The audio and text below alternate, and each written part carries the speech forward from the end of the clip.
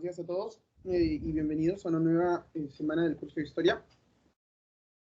Bien, en esta semana de Historia lo que vamos a ver va a ser el desarrollo del Imperio Incaico, cómo es que se forma lo que se conoce también como el último gran horizonte. Si ustedes recordarán, cuando hablábamos de la historia del Perú prehispánico, dividíamos, o una forma de dividir el pasado del Perú prehispánico era en base a intermedios y horizontes, que era la propuesta planteada por Rowe. Precisamente el último gran horizonte va a ser el del Imperio Incaico. Vamos a hablar de todo el proceso de la colonia de manera muy rápida y para finalizar vamos a hablar del inicio del proceso de independencia dentro de nuestro país. Cómo es que el Perú logra desarrollarse como un estado independiente. Todas esas cosas corresponden a la semana de hoy. Vamos a ver de manera rápida. Vamos a hablar hasta las rebeliones criollas, que es el inicio del proceso de independencia. Luego ya hablaremos de la otra semana, ya hablaremos de la llegada de las corrientes libertadoras, que son las que terminan por consolidar el proceso de independencia en nuestro país. Pues bien, empecemos. El Tahuantinsuyo, el último gran horizonte de la historia del Perú prehispánico. Si ustedes recordarán, Rowe planteaba, en base a la difusión de los estilos cerámicos, una división del Perú prehispánico en base a una serie de intermedios y horizontes, y la otra propuesta que habíamos estudiado era la propuesta de Lumbreras, que dividía en base a los sistemas socioeconómicos. Ya sea según la división de Rowe o según la división de Lumbreras, el imperio del Tahuantinsuyo, la formación y expansión del incanato, va a ser la última etapa de un proceso de desarrollo autónomo dentro del mundo andino. Luego de la llegada de los españoles, este proceso de desarrollo autónomo pues simplemente va a terminar por ser cortado, ya que como ustedes recordarán, el proceso de la conquista inicia una serie de fenómenos históricos que terminan por cortar este proceso histórico. Pues bien, el imperio del Tahuantinsuyo se va a desarrollar entre los años 1400 a 1532. Como ustedes verán, el Tahuantinsuyo como imperio solo va a tener 132 años, más o menos. Y, es decir, desde el inicio de la formación imperial, desde el inicio de la expansión del Cusco, hasta la llegada de los españoles, va a tener un periodo de 132 años de formación. El último gran imperio dentro del mundo andino. Se le considera un imperio panandino, ¿por qué? Porque logra extenderse a casi la totalidad del mundo de la cordillera de los Andes hacia la parte occidental, hacia las costas del Pacífico. En sus épocas de máxima expansión, por el norte va a llegar hasta el río Ancasmayo, en Colombia. Al este va a limitar con toda la selva amazónica. Los incas no van a poder introducirse hacia ese territorio debido a al difícil acceso que tienen estos territorios. Hacia el sur va a llegar hasta el río Maule en Chile y por el oeste va a tener la frontera natural que va a ser el Océano Pacífico. Los pueblos extremos que va a tener el incanato va a dominar hasta los pastos en Colombia. En Argentina va a terminar por juzgar a los Diaguitas, a los Huarpes y a los Cuyos, en Argentina y en Chile. La capital evidentemente va a ser Cusco. Van a haber una serie de ciudades o yactas que se van a ir fundando a lo largo de todo el Tahuantinsuyo, que van a estar muy bien conectadas por el camino real incaico, que se conoce como el Capacñán. Es un imperio bien ordenado, bien organizado, con una serie de instituciones lo suficientemente fuertes para poder regir amplios territorios. Una de las proezas, digamos así, del imperio incaico va a ser esa capacidad de administrar y gestionar una gran cantidad de recursos provenientes de diferentes partes del mundo andino y de zonas muy alejadas del mundo andino. La burocracia incaica va a ser fundamental para tener un férreo control de estos territorios. Otro elemento fundamental que va a permitir conectar todo el Tahuantinsuyo va a ser el famoso Capacñán, que hasta el día de hoy se pueden observar parte de su trazado. Ahora bien, los incas no son los primeros en crear grandes redes de caminos, porque como ustedes recordarán, ya hemos visto a los wari. Los wari también crean caminos, pero la más grande extensión de caminos dentro del mundo andino debido a la expansión misma del imperio incaico va a ser la que hacen los incas con el Capacñán, que va a conectar prácticamente todo el imperio, conectando importantes santuarios, templos y ciudades. Por ejemplo, algunos de ustedes ubican el templo de Pachacamac. ¿Alguno de ustedes ha ido o vive en Lurín, por ejemplo, en Villa El Salvador o hacia el Cono Sur? Ahí hay un importante templo que no es de origen incaico, evidentemente. Lo construyen lo construyen los Ichmas, luego los Wari, perdón, lo construyen los Lima, luego los Wari le dan una máxima expansión, luego los Ichmas lo terminan controlando. Pero, por ejemplo, en Lima, un importante centro ceremonial religioso de todo el mundo andino era Pachacamac. Los incas van a tener el control también de este gran templo, de este gran oráculo de Pachacamac, y desde ahí, por ejemplo, van a salir una serie de caminos. Debido a la importancia precisamente de Pachacamac, Pachacamac va a estar muy bien conectada a través del Capacñán, que va a ser este camino incaico. El Capacñán se dice, hay algunos arqueólogos que señalan que probablemente esté escondido dentro de la ciudad de Lima. Por ejemplo, hay un trazado que se puede reconocer en Ancón. Según ustedes viven en Ancón hay un trazado, de hecho es una área protegida, es una área arqueológica protegida. Hay un trazado que viene por Ancón, se pierde por Puente Piedra. Si alguno de ustedes vive por ahí, por ejemplo en el Cono Norte, se pierde el trazado por Puente Piedra. Y luego, al parecer, el camino incaico seguía hasta el Capacñán. El trazado seguía hasta lo que actualmente se conoce como la 50. ¿Alguno de ustedes vive en Independencia o en Comas? O ha pasado por este lugar que se conoce como la 50, en donde venden autopartes, fierros, ese tipo de cosas. Pues bien, en la 50, ahí, el que está cerca de la estación central Naranjal del Metropolitano, ahí había un tambo que se conocía como tambo de repartición. De ahí partía este Capacñán que conectaba todo el camino del norte y partía otro Capacñán que se iba por toda la Tupac Amaru y conectaba con Canta. De ahí, ese camino del Capacñán seguía, al parecer, por lo que actualmente es la Tupac Amaru y entraba hasta lo que es la ciudad de Lima. No se sabe exactamente por dónde pasaba, pero se sabe que Lima era un importante centro poblado, un importante curacajo, debido a lo fértil que era el Valle del Rímac en esta zona. Después el Capacñán se pierde dentro del centro de Lima y vuelve a aparecer el camino hacia el sur que va precisamente hacia Pachacamac. Por ejemplo, dentro de Lima hay un importante trazo de el Capacñán, que es construido precisamente por los incas. El templo de Pachacamac, sí, lamentablemente, después de que el Tahuantinsuyo desaparece, la gran cantidad de personas que habitaba el templo de Pachacamac como parte del rito hacia el dios Pachacamac,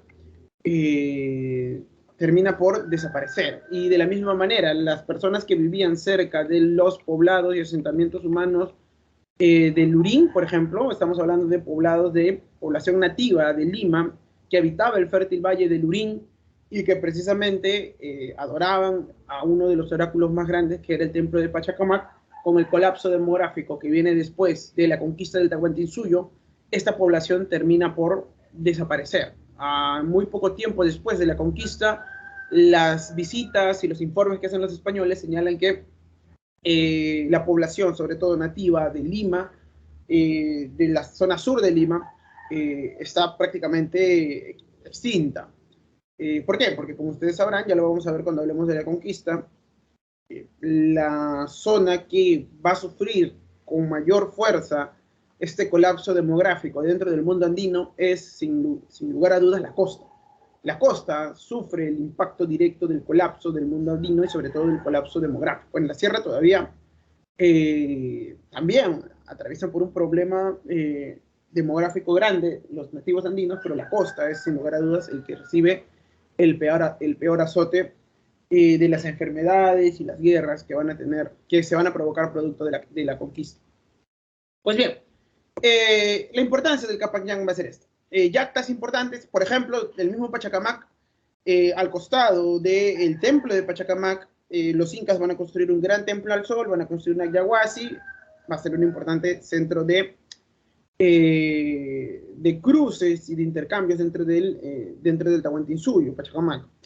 Van a ver de la misma forma una gran cantidad de centros administrativos. Si alguien vive en Puente Piedra, por ejemplo, ahí por Puente Piedra también hay una yacta de origen incaico construida en barro, entre las fronteras de Puente Piedra con Caraballo. Ahí podemos encontrar también una serie de restos arqueológicos que lamentablemente no están del todo protegidos, pero están perdidos por ahí dentro de varios distritos de la ciudad de Lima. Pues bien, el gran imperio del Tahuantinsuyo, como ustedes saben, se va a dividir en 4 partes, los famosos 4 suyos. El Chinchaysuyo, de mayor población y mejores tierras agrícolas, se expande hacia el noroeste. El Antisuyo, de la selva alta, que va a ser prácticamente toda la franja selvática del mundo andino. Aquí, por ejemplo, se va a traer una gran cantidad de productos, sobre todo la hoja de coca, que va a ser una hoja ritual, es una hoja ritual en todo el mundo andino, pero el imperio del Tahuantinsuyo va a sacar mucho provecho del control de estas zonas de selva.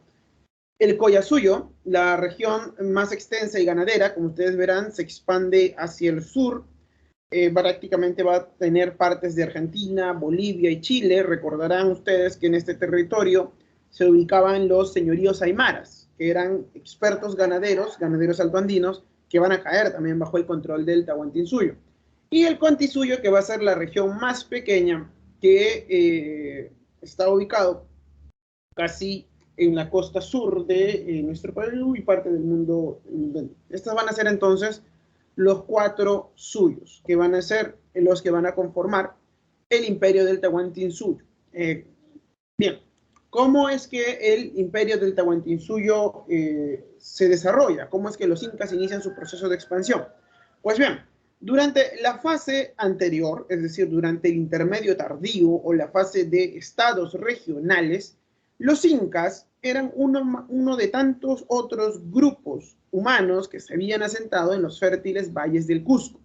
Al parecer, toda la evidencia arqueológica y etnográfica lo indica, los incas no eran oriundos en sí del Cusco, sino eran un pueblo desplazado desde el altiplano. Los incas tienen un origen en el altiplano. Lo podemos encontrar en varios de los mitos incaicos y también en los estudios arqueológicos que se han realizado. Al parecer, los incas llegan desde la región de Ancam. Llegan a la región de Ancama desde el altiplano y en el Cusco empiezan a labrar sus tierras. Ahí van a entrar en contacto con la población nativa de el Cusco y van a establecer alianzas. Hubo conflictos con pueblos como los Guayas, los Aguasiray, los Antasayas, los Alcabizas, y durante la fase del intermedio tardío, entonces los incas van a formar una especie de estado regional que va a entrar en alianzas con otros pueblos, en conflicto con otros pueblos originarios del Cusco, y van a ir formando un estado lo suficientemente fuerte como para ir ganando prestigio dentro de la región del Cusco. Esto va a formar precisamente lo que se va a conocer como una confederación cusqueña dentro de este territorio. Sin embargo, la situación va a cambiar cuando se inicia un proceso expansivo que proviene desde la zona de Ayacucho, Huancavelica, por ahí. En esta zona se va a formar lo que se conoce como la Gran Confederación Chanca. Los chancas eran un pueblo guerrero que habitaban las zonas altas dentro de Sierra Sur, y ellos van a formar un poderoso ejército que va a iniciar un proceso expansivo. Varios pueblos van a caer bajo el dominio de esta gran confederación chanca, y estos chancas van a poner su mirada, van a fijar como objetivo importante la conquista del fértil Valle del Cusco. De esta manera, entonces, los chancas inician un proceso de invasión hacia el sur. Los que le hacen frente a los chancas son los incas, liderados por Pachacútec. De hecho, Pachacútec no era el heredero al trono incaico. En realidad era su padre, Viracocha, había elegido a uno de sus hermanos mayores como su sucesor. Sin embargo, cuando Viracocha se da cuenta de que los chancas están iniciando este proceso de expansión, él decide, junto con toda su familia real inmediata, huir del Cusco y refugiarse en el altiplano. De esta manera, el que se queda a defender el Cusco es Pachacútec. El nombre de Pachacútec significa el que cambia el mundo o el que da vuelta al mundo.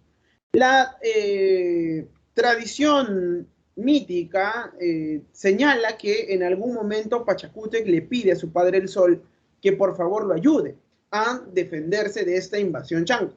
Y según se cuenta dentro del mito, cuando Pachacútec se enfrenta a los chancas, varias piedras se convierten en hombres y luchan junto a Pachacútec, derrotando de esta manera a los chancas. Ahora bien, si tratamos de interpretar el mito, darle una explicación, probablemente algunos de los pueblos que estaban al pendiente de ver quién ganaba o quién perdía dentro de este combate, deciden a último momento aliarse con los incas. Y por eso es que estos pueblos deciden entonces luchar y apoyar a Pachacútec en contra de los chancas. De esta manera, los incas logran frenar y derrotar la invasión chanca. Esto le va a permitir entonces a Pachacútec iniciar un proceso de expansión. Pachacútec sale del Cusco, ingresa a las zonas de Huancavelica, que están al norte, logra dominar y derrotar a los chancas, y a partir de esta importantísima victoria, los incas inician su proceso de expansión militar. Pachacútec es el que inicia con la fase imperial del mundo incaico, porque como ustedes verán, hay una primera fase regional que corresponde a lo que vendría a ser el intermedio tardío o la fase de estados regionales, y hay una última fase imperial, que es la que inicia Pachacútec luego de derrotar a los chancas. Esta victoria le permite crear un estado expansivo militar. El hijo de Pachacútec va a ser Tupac Yupanqui. Tupac Yupanqui va a ser un importante general. Va a tener muy buenas dotes de mando militar. Tupac Yupanqui, como Auqui significa príncipe heredero, logra dominar, por ejemplo, a los Chimú, logrando derrotar a la ciudad de Chanchán, sitiar y tomar la ciudad de Chanchán. Como Auqui logra importantes conquistas dentro de el mundo andino, y luego ya como Inca va a, como soberano, a agrandar las fronteras del imperio. Se dice que Tupac Yupanqui fue el Inca navegante. Hay una tradición mítica, pero que no ha sido corroborada por la arqueología, pero hay todo un mito en torno al cual se señala que Tupac Yupanqui realizó un viaje y llega hasta lo que actualmente es la Melanesia y la Polinesia. Hay incluso varios autores, historiadores y arqueólogos que han escrito libros en torno a este supuesto viaje que realiza Tupac Yupanqui. Pero bien, Tupac Yupanqui logra aumentar más las fronteras del imperio del Tahuantinsuyo, y el hijo de Tupac Yupanqui va a darle ya la máxima expansión. Huayna Cápac va a ser el inca que logra darle la máxima expansión a todo el imperio, pero a la muerte de Huayna Cápac sucede un problema de luchas de poder entre las panacas incaicas. Hay que recordar también que para la muerte de Huayna Cápac, hacia principios del siglo XVI, ya las enfermedades están haciendo estragos en la frontera norte del imperio del Tahuantinsuyo. ¿Por qué? Porque como ustedes sabrán, mientras Huayna Cápac está muriendo y hay todo este problema de rivalidad entre Huáscar y Atahualpa, ya México está siendo conquistada, ya varios territorios de América Central están cayendo bajo el dominio de los españoles, y lo primero y más rápido que se va a expandir dentro del continente americano, sin lugar a dudas, van a ser las enfermedades. De hecho, se dice que Huayna Cápac muere de viruela. Y el hijo que iba a suceder a Huayna Cápac también termina falleciendo. Este problema va a generar que las panacas incaicas, las familias reales dentro del incanato, empiecen a luchar por el control del Tahuantinsuyo. La familia real incaica de Huayna Cápac, que estaba en el Cusco, va a elegir como soberano a Huáscar. Y van a ser precisamente estos señores orejones, que es así como se les conoce, los que van a nombrar a Huáscar como nuevo inca de todo el imperio. Sin embargo, en el norte vamos a tener a otro príncipe, a otro hijo de Huayna Cápac, que también va a pugnar por el control del imperio. Y este va a ser precisamente Atahualpa. Atahualpa no era hijo de la nobleza incaica cusqueña, sino era hijo de Huayna Cápac, sí, pero de una nobleza local en Quito. Atahualpa, junto con su propio ejército y con sus propios aliados, entonces va a retar el dominio de Huáscar, que había sido nombrado en el Cusco. De esta manera, entonces, Huáscar y Atahualpa van a enfrentarse, produciendo lo que se conoce como la guerra civil entre Huáscar y Atahualpa, la famosa guerra civil por el dominio del imperio que se produce luego de la muerte de Huayna Cápac y su heredero. En este contexto, Pizarro ya ha llegado en su segundo viaje y ha confirmado la existencia del Tahuantinsuyo. Las guerras y las enfermedades van a hacer que el imperio del Tahuantinsuyo sea cada vez más débil y no pueda enfrentarse precisamente a la llegada de o a esta nueva amenaza, a esta nueva aparición sorpresiva de estos viajeros que vienen de más allá del mar. Al final, Atahualpa se impone sobre Huáscar, termina derrotándolo y él entonces va a ser nombrado como nuevo Inca, emperador del gran imperio del Tahuantinsuyo. Sin embargo, aquí vamos a tener una serie de problemas políticos dentro del imperio del Tahuantinsuyo que va a explicar por qué los españoles logran derrotarlo con tal facilidad. ¿Por qué? Hoy por hoy se sabe que 200 españoles, por más acero, por más pólvora, por más cañones, por más fusiles y caballos que tuvieran, 200 españoles no podían por ellos mismos conquistar todo el territorio del Tahuantinsuyo. Por más que hayan capturado a Atahualpa, 200 españoles no podían conquistar el territorio. ¿Qué es entonces lo que pasa en la conquista? Lo que pasa es que, como ustedes verán, va a haber varias facciones dentro del imperio incaico que no consideraban a Atahualpa como inca legítimo. ¿Por qué?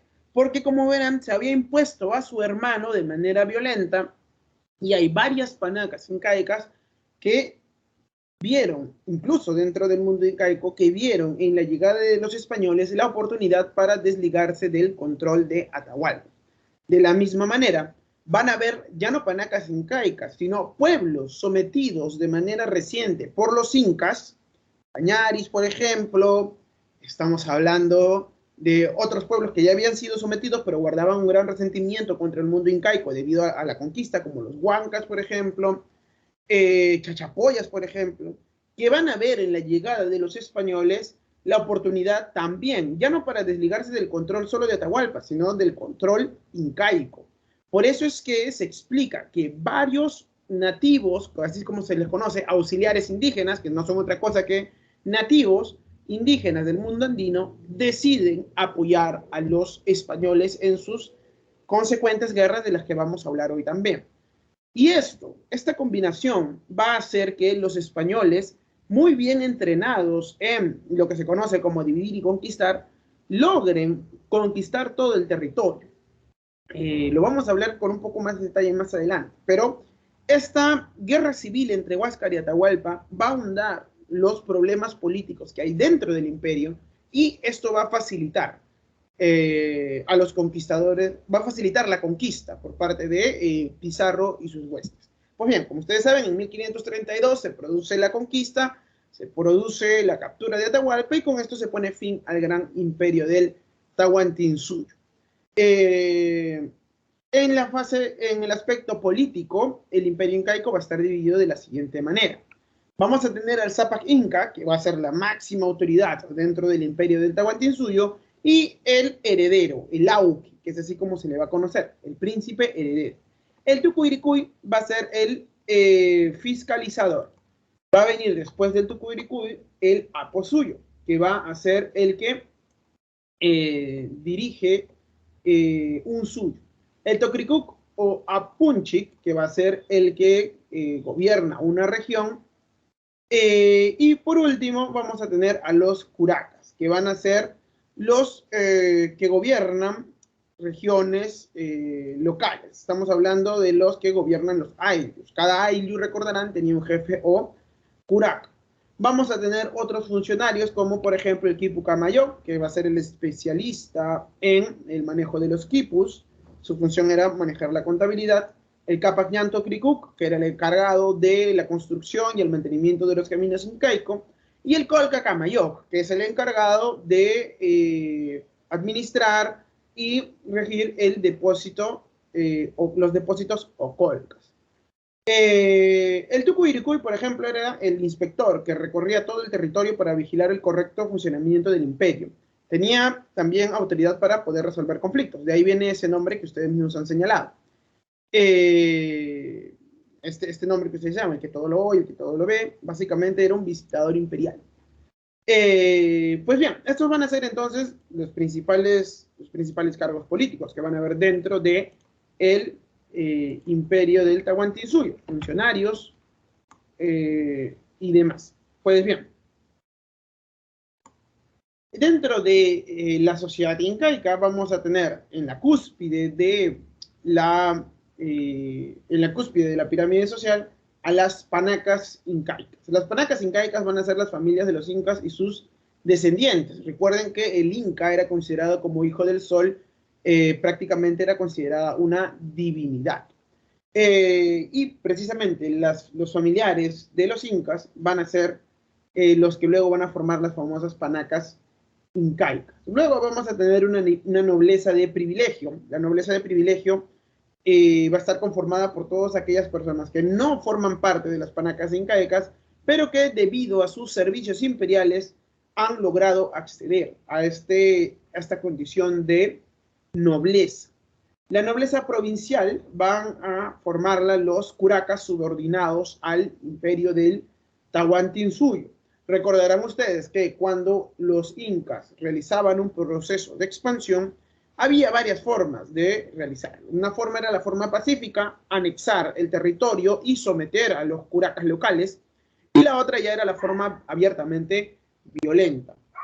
Cuando un curaca aceptaba someterse de manera pacífica al dominio incaico, su condición de noble era respetada. Los curacas provinciales podían mantener el dominio y el control del territorio y de su ayllu a cambio de pagarle los tributos correspondientes al imperio del Tahuantinsuyo. Luego de esta nobleza provincial, o luego de esta primera fase, que serían la de los nobles, es decir, las panacas, la nobleza de privilegio y la nobleza provincial, vamos a tener ya a la gente del común. Vamos a tener a los Hatun Runas. Hatun Runas va a significar gente del común, o runas también, así se les conocía, Hatun Runas o runas. Ellos van a ser los que se organizan en ayllus. ¿Qué es el ayllu? Pues esta comunidad campesina ligada por una serie de lazos, una serie de relaciones que podrían ser, por ejemplo, un vínculo económico, un vínculo de sangre, un vínculo territorial, un vínculo de lengua y religión o un vínculo de gobierno. Los Hatun Runas estaban organizados precisamente en torno a los ayllus. Los ayllus, como ustedes recordarán, como hemos visto en la clase de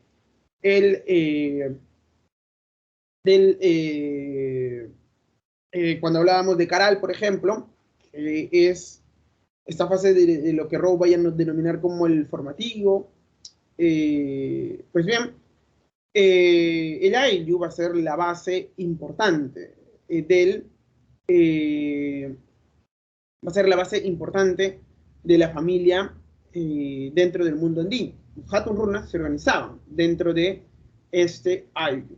De aquí, de los Hatun Runas, van a nacer los diferentes, las diferentes personas que van a dar una serie de servicios al Estado, como los chasquis, por ejemplo, que van a ser las personas que se encargan del correo y de conectar el imperio con la transmisión de información. Las aglias, que van a estar dentro de los agyawasis, que van a ser estas mujeres escogidas para el culto al sol. Y van a tener también a los mitmas. ¿Quiénes son los mitmas? Los mitmas van a ser colonizadores, pero que van a tener todavía una relación con con su respectivo Ainu. Los Hatun Runas van a tener todavía relación fuerte y una dependencia grande con su Ainu. Diferente va a ser la condición de los Yanaconas. Los Yanaconas van a ser sirvientes del Estado, pero que no van a tener Ainu. Los Yanaconas generalmente eran población que no se habían sometido de manera voluntaria al imperio de Tahuantinsuyo, y precisamente para evitar rebeliones y evitar cualquier tipo de intento de levantarse en contra del imperio, lo que hacían era trasladarlos hacia otros lugares.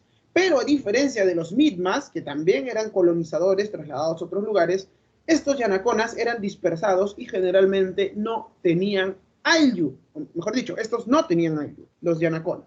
Es la principal diferencia entre los Hatun Runas y los Yanaconas. Los Yanaconas no tienen Ayllu. Y dentro del mundo andino, perder estos vínculos dentro de tu Ayllu era realmente muy duro de soportar, ya que prácticamente te desarraigaban de tu familia, de tus vínculos de gobierno, de tus vínculos económicos, de sangre y demás, que dentro del mundo andino es fundamental. Creo que ya hemos hablado de esto en clases anteriores. Pero bien, el Yanacona no tiene Ayllu. El Estado lo mueve a placer. Lo pone en algún lugar para que colonice un territorio, para que trabaje un territorio. Por último, ya en la fase final de la pirámide social incaica, vamos a tener a los pinacunas. Los pinacunas ya van a ser esclavos del Estado directamente.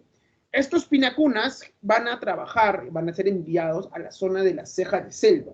En la zona de la ceja de selva, los pinacunas van a estar trabajando en los cocales. Como ustedes recordarán, la hoja de coca era una hoja muy importante para el mundo andino en general, y el imperio incaico va a obtener el monopolio y el control de la producción de esta hoja de coca. Ahora bien, ¿de dónde viene la hoja de coca más pura y mejor fabricada? Evidentemente de la zona de las cejas de selva. Una zona muy, muy difícil de entrar. En esta época van a ver, si ahorita es una zona que es realmente difícil de asentarse por enfermedades, animales salvajes, el clima impredecible y demás. En esa época, evidentemente, la ceja de selva también mantenía estas características. Por eso es que prácticamente los únicos que eran enviados ahí, porque nadie más quería ir, evidentemente, eran los pinacunas, que eran los trabajadores esclavos, que eran porque tenía el imperio del Tahuantinsuyo. Pues bien, estas van a ser entonces la pirámide social en la que se va a dividir el imperio del Tahuantinsuyo.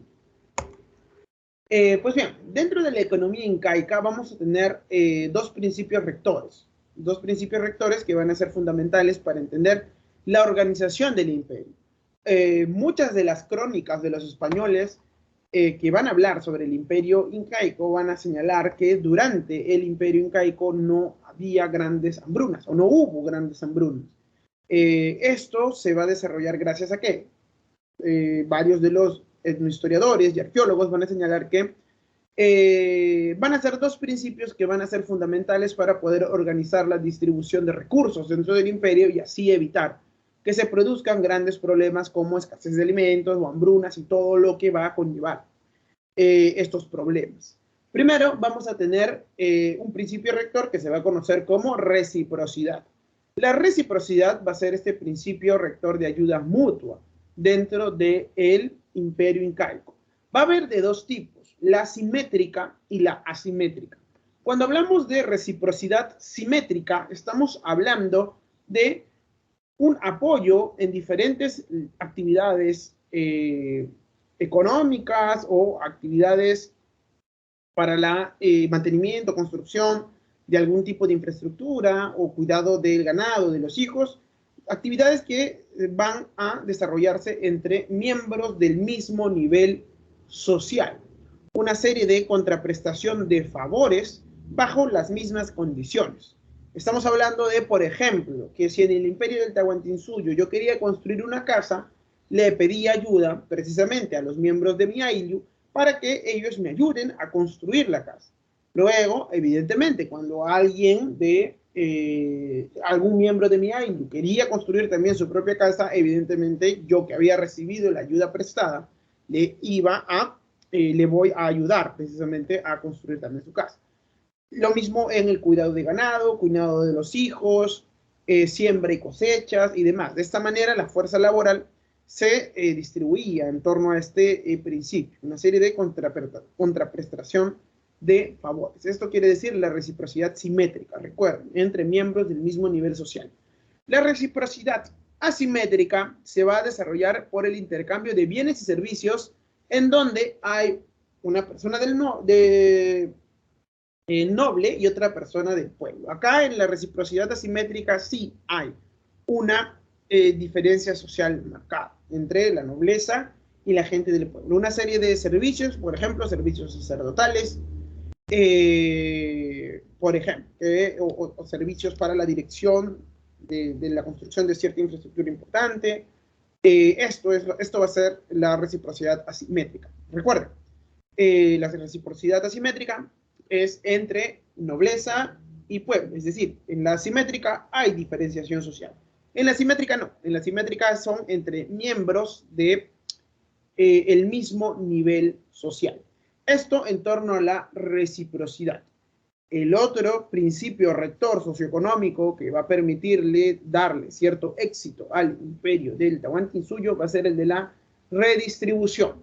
La redistribución va a ser un principio a través del cual el Estado concentraba los recursos de diferentes pueblos y luego estos excedentes que eran recolectados por el Estado eran repartidos entre los diferentes lugares, entre las diferentes regiones del imperio del Tahuantinsuyo para de esta manera poder tener recursos disponibles en caso de algún problema ambiental, en caso de alguna guerra, en caso de alguna escasez y de esta manera tratar de solventar la escasez de alimentos.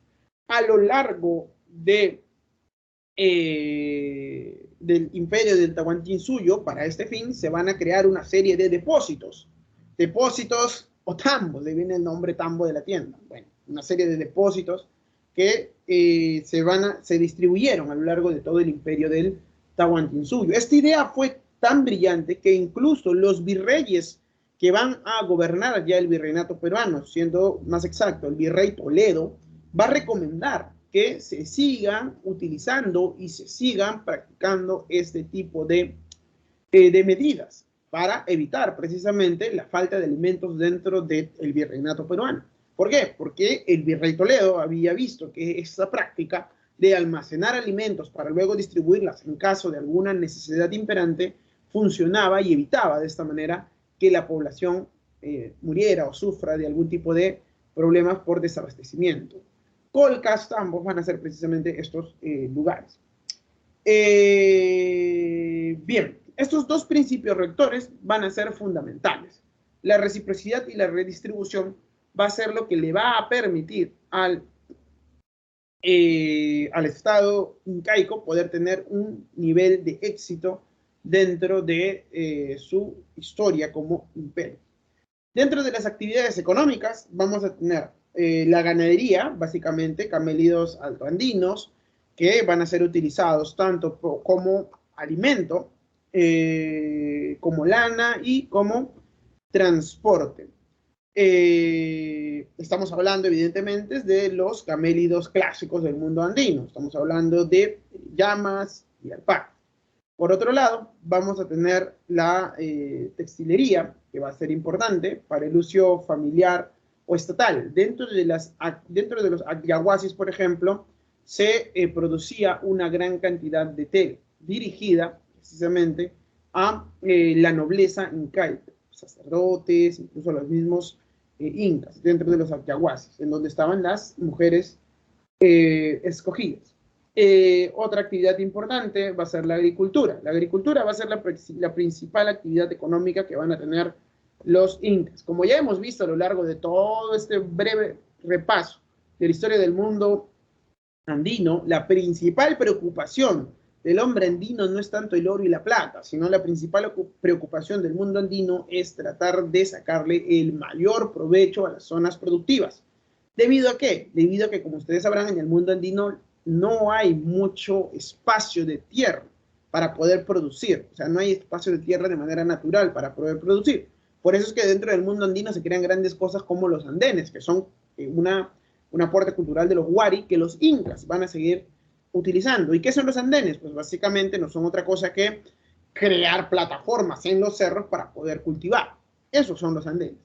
Los incas van a seguir utilizando esta misma práctica que ya había aparecido en épocas posteriores. De hecho, los incas van a utilizar todas las tecnologías agrarias de sus predecesores y van a seguir utilizando el control vertical de pisos ecológicos. Cuando nos referimos de todas las tecnologías agrarias de sus predecesores, nos estamos refiriendo precisamente a todo lo que ya hemos visto.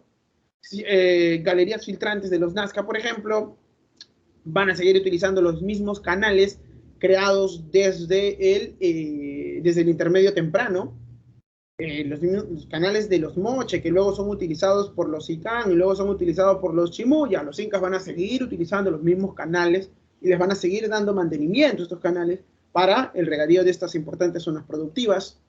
En el caso de la costa central, por ejemplo, algunos de ustedes han escuchado hablar del gran río Surco o la gran acequia de Surco. Algunos de ustedes viven por ese distrito. Surco, Monterrico, me parece, Miraflores también creo. Pues bien, por ejemplo, por esos distritos hay una acequia que se conoce, o hay un canal que se conoce como el canal de Surco.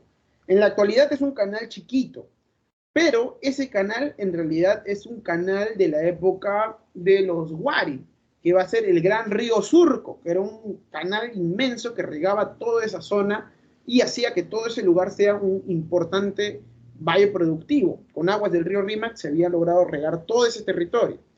Ese canal lo van a seguir utilizando, los van a ampliar y lo van a utilizar los Wari, luego los Ichma y obviamente los Incas. Los Incas van a utilizar ese canal. Tanto es así que los españoles también van a seguir utilizando ese canal y hasta el día de hoy los distritos de su lugar siguen utilizando ese canal para poder regar todos esos lugares. Los incas entonces van a utilizar, como les comentaba, las tecnologías agrarias de sus predecesores. Algunas de ellas van a ser mejoradas, es decir, en su técnica, dentro del imperio. Aquí vamos a encontrar los principales cultivos, van a ser los típicos cultivos andinos. Estamos hablando de la papa, el maíz, la coca, que van a ser los productos que van a producir estos señores. Ahora bien, dentro del mundo del Tahuantinsuyo había lo que se conoce como la distribución de tierras. Dentro de la distribución de tierras vamos a tener tres tipos de tierras que se van a encontrar dentro de los ayllus. Es decir, los incas llegaban a un territorio, conquistaban el territorio e inmediatamente después los territorios de este ayllu conquistado eran divididos en tres. El primero eran las tierras del Inca, que van a ser parcelas del estado de las Panacas y para los señores étnicos otorgados por el Inca.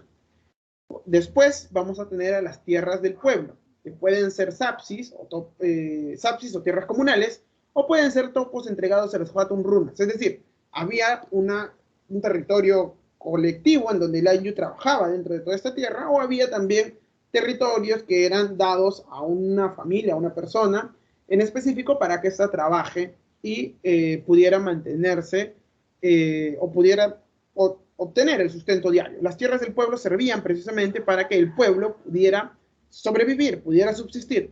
Y por último, las tierras del sol, que eran las tierras para el culto. Aquí, estas tierras, estos productos que salían de estas tierras para el sol, eran enviados hacia los sacerdotes del Tahuantinsuyo y mantener precisamente a estos sacerdotes y que estos puedan trabajar dentro del culto a los dioses sin la necesidad de estar preocupándose por el alimento. De esta manera, entonces, vamos a tener la distribución de la tierra dentro del imperio incaico. Las tierras del Inca, las tierras del pueblo y las tierras del sol. Las tierras del Inca también estaban destinadas precisamente para mantener a los funcionarios estatales. Bien, vamos a tener formas de trabajo colectivo dentro del imperio del Tahuantinsuyo que va a permitir la manutención de la infraestructura, van a permitir también el trabajo dentro de las tierras del Inca, por ejemplo. La primera forma de organización de la mano de obra va a ser la mita. La mita va a ser el trabajo del pueblo hacia el Estado, en forma de tributo. ¿Cómo es que los incas lograban obtener tributo? Pues le pedían a la gente que trabajen para ellos. Una gran cantidad de personas trabajaban en espacios de tiempo determinados en diferentes labores para el Estado. Cuando un Hatun Runa se encontraba haciendo alguna labor a manera de tributo, era conocido como mitayo. Es decir, el mitayo es un Hatun Runa que está trabajando en las tierras del Inca o está realizando algún tipo de servicio al Inca a manera de tributo. La otra forma de trabajo, recuerden, la mita es pago al Estado a través de la mano de obra para poder solventar el tributo, es decir, en la cantidad de tiempo que el Estado le exigía a los Hatun Runas que trabajaran para él. La otra forma de trabajo colectivo va a ser el AINI. Es una prestación de servicios de mano de obra entre los miembros del mismo AINI. El AINI se va a realizar, por ejemplo, en la construcción de una casa, en donde los miembros del AINI colaboraban para precisamente ayudar a algún miembro del AINI que necesitara algún tipo de apoyo. Recuerden que el AINI es dentro de el mismo AINI, servicios de mano de obra entre los miembros del AINI. Y por último, la minca. La minca también va a ser una forma de organizar el trabajo obligatorio, pero la minca va a ser un trabajo en el que va a intervenir la totalidad del AINI para poder solventar algún tipo de infraestructura clave en beneficio de todo el AINI. Por ejemplo, dentro de la minca vamos a tener la reparación de caminos y puentes, vamos a tener la reparación de canales, por ejemplo, que eran infraestructuras vitales para mantener a los AINIs conectados y sobre todo también para mantener la actividad económica dentro del AINI. Pues bien, estas van a ser entonces las tres formas de trabajo colectivo que vamos a tener. Ahora, dentro de la minca también podían participar varios AINIs dependiendo de la magnitud de la infraestructura que se buscaba reparar o mantener. Por ejemplo, un puente que conectaba varios AINIs evidentemente era de interés de varios AINIs. Entonces, a través de la minca se convocaba el trabajo colectivo y se lograba mantener esta infraestructura, por ejemplo. Estas van a ser entonces las tres formas de división del trabajo colectivo dentro del mundo del Tahuantinsuyo. La mita, tributo a manera de mano de obra hacia el Estado. El AINI, prestación de servicios de mano de obra entre los miembros de un AINI, construir una casa, ayudar a cosechar, ayudar a sembrar, cuidar a los niños, por ejemplo. Y la minca, que es un trabajo más colectivo para la manutención de cierta infraestructura. Bien, dentro de las manifestaciones culturales vamos a tener, la religión va a ser politeísta y panteísta, varios dioses y va a haber un panteón de dioses. El dios principal va a ser el dios Inti, es decir, el dios del sol impuesto en cada región. Sin embargo, los incas van a tener una particularidad. Los incas no van a imponer al Inti como dios único dentro del Tahuantinsuyo. Los incas lo que van a hacer es respetar el culto local, pero obligar que el Inti entre dentro del panteón de estos territorios que va a ir conquistando.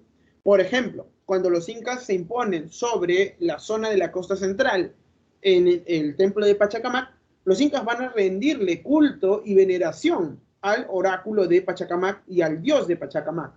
Pero van a tener una importante particularidad. Los incas van a rendirle culto a Pachacamac, pero dentro del templo de Pachacamac, al costado, hay un gran templo al sol.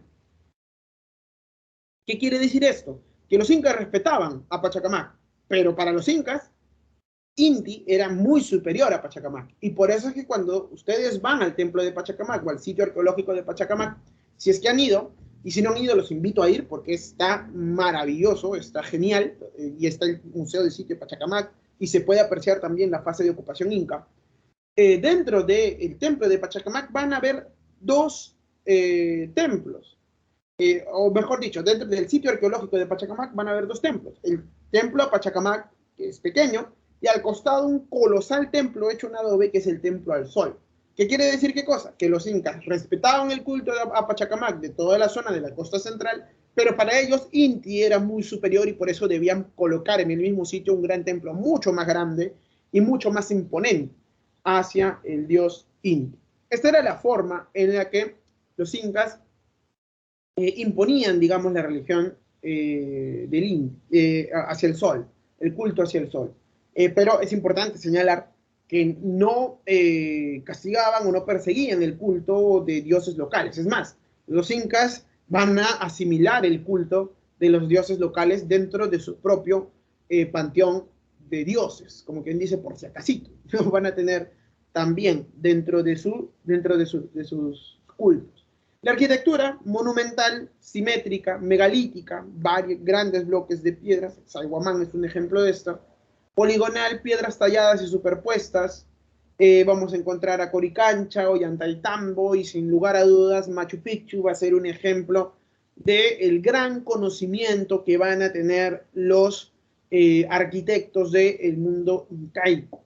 Machu Picchu, Machu Picchu es la obra cumbre, pero van a haber otras construcciones también en donde vamos a poder apreciar el alto nivel de conocimiento de geometría, matemática, arquitectura, que van a tener los hombres del imperio del Tahuantinsuyo. Dentro de la textilería vamos a tener de dos tipos. La textilería Cumbi, que va a ser el tejido fino de producción estatal, y la otra va a ser la vasca, me parece, que es tejido para el pueblo del común. Pero la Cumbi va a ser la textilería más fina y producida, evidentemente, dentro de los Yaguasis. La cerámica, vamos a tener aquí el estilo Urpo, que va a ser básicamente esta cerámica de tipo globular que se va a extender hacia todas las partes en donde el mundo incaico se va a expandir. De hecho, si ustedes van al sitio arqueológico de Pachacamac, van a encontrar ese tipo de cerámica en la parte en donde se habla de la fase de ocupación inca del templo de Pachacamac. La educación formal va a estar dirigida a la nobleza, se realizaban en los Yachaguasis, vamos a tener a los maestros o amautas. De hecho, uno de los más altos rangos que puede alcanzar un profesor como reconocimiento dentro del Estado peruano es el rango de amauta. El objetivo era mantener el orden social y preservar precisamente la administración incaica. Pues bien, este colosal imperio del Tahuantinsuyo, que se va a expandir en toda la zona del mundo andino, va a caer en el año de 1532. Como ustedes conocerán, cae en este año producto de la conquista de América. En la clase pasada hemos hablado un poco sobre la expansión de Europa hacia el mundo. Y precisamente el imperio del Tahuantinsuyo cae cuando los españoles llegan a el mundo andino. ¿Alguna pregunta? Bien. España había iniciado el proceso de colonización en América. Como ustedes sabrán y como lo hemos visto en la clase pasada, en el año de 1492, Colón llega a América. ¿Qué es lo que sucede en Europa? Como ya lo habíamos visto, se está produciendo el fin de la Edad Media, estamos entrando en la Edad Moderna, Constantinopla ha caído, se han cortado las líneas comerciales hacia Oriente y los europeos están buscando nuevas rutas seguras para poder alcanzar las tan ansiadas especias y otros productos que provenían de la India o China, ya que la ruta de la seda se había cortado. Los primeros son los portugueses, como habíamos visto en la clase pasada, que logran navegar a lo largo de las costas de África, pasar el Cabo de Nueva Esperanza y llegar a Calicut en la India, logrando establecer una primera ruta comercial que les permitió entonces acceder a varios productos de Oriente. Los que van a seguir el viaje van a ser precisamente los españoles, que para esta época todavía no existían como una España unificada, pero vamos a encontrar importantes reinos. De todos estos reinos, los más importantes van a ser Castilla y Aragón, que se unifican en el año de 1479 con la boda de los reyes católicos, Fernando e Isabel. Pues bien, Castilla y Aragón se unen en el año de 1479 y para el año de 1492 culminan lo que en la península ibérica se conoce como la Reconquista Española, que es este proceso a través del cual se expulsa al último reino de origen islámico de la zona de Granada. Con este evento militar, con la captura de Granada, se produce entonces que toda la península ibérica va a caer bajo manos cristianas. Es en el mismo año de 1492 cuando Colón, un navegante de origen italiano, llega a la corte de Castilla, llega a la corte de la reina Isabel y le propone a la reina Isabel realizar este viaje de búsqueda de nuevas rutas comerciales, logrando firmar entonces el 17 de abril de 1492 la famosa capitulación de Santa Fe. En la capitulación de Santa Fe se señala que Colón iba a obtener el 10% de todas las riquezas obtenidas en el viaje, que iba a ser nombrado almirante, virrey y gobernador de todas las tierras descubiertas, y todas las tierras descubiertas, todo lo que se encontrara, iba a ser a nombre de la corona de Castilla. Con esta capitulación de Santa Fe, entonces, el 17 de abril de 1492, Colón zarpa en su primer viaje. El primer viaje de Colón culmina el 3 de agosto de 1492, cuando logra llegar a... el 3 de agosto de 1492 sale del puerto de Palos y culmina el 12 de octubre de 1492, cuando llegan a las islas antillanas de Guanainí, la cual va a ser bautizada como San Salvador, y llegan a la isla de la Española, que es Haití y República Dominicana, y de la misma forma llegan a la isla Juana. Colón cree que ha llegado a algún punto de la India. Colón no sabe que este es un nuevo continente. Por eso es que él, con todo lo que va viendo, regresa a España y lo muestra dentro de la corona de Castilla. Se autoriza un segundo viaje, realizado en el año de 1493. En este segundo viaje toma Bahamas, Guadalupe, Jamaica y Puerto Rico y se fundan las ciudades de Santo Domingo e Isabela, sobre todo en la isla La Española. Regresa también sin poder haber encontrado el tan ansiado paso hacia la India, pero Colón está convencido que este paso está en algún lugar. Se produce un tercer viaje en el año de 1498 ya. En este viaje Colón llega a tierra firme, a la altura de la desembocadura del río Orinoco, en lo que actualmente es Venezuela, y llega también a la isla Trinidad. Colón regresa sin haber encontrado el paso hacia la India y precisamente como no ha encontrado el paso hacia la India y las rutas comerciales no se logran concretar, Colón pierde el favor de la corona de Castilla. Y a partir del tercer viaje se va a autorizar a que otros viajeros puedan realizar los viajes hacia estos territorios. ¿Por qué? Porque hasta antes el único que podía realizar este viaje era Colón, que había logrado establecer un monopolio de esta ruta. Sin embargo, después de este tercer viaje y después de ver que no se han encontrado las rutas comerciales prometidas y no se han encontrado las especias, es decir, la canela, el clavo, ni una gran cantidad de riquezas, el Colón pierde el prestigio y el favor de la reina. Ya viejo, Colón realiza un último viaje en el año de 1502 y en este último viaje logra entrar a Honduras, Costa Rica, Nicaragua y Panamá. Colón muere sin saber que ha descubierto un nuevo continente. Colón muere sin saber que le ha abierto la puerta de América a Europa y muere precisamente en el desprestigio, en la pobreza, porque no había logrado obtener las recompensas que había prometido. Pues bien, los que le siguen a Colón van a ser los que sí se van a dar cuenta que este es un nuevo territorio y que está prácticamente dispuesto para ser tomado y conquistado. Uno de estos va a ser Hernán Cortés. Los españoles ya se habían logrado asentar en toda la isla Juana, que es Cuba, la Española, y todos estos lugares, y habían fundado importantes ciudades. Cortés va a ser uno de estos hidalgos pertenecientes a la baja nobleza española, que va a viajar desde España hasta hacia las islas conquistadas para tratar de granjearse fama y fortuna. Cortés va a ser el responsable de la conquista del Tahuantinsuyo, de la conquista de México, que va a ser iniciada hacia el año de 1519.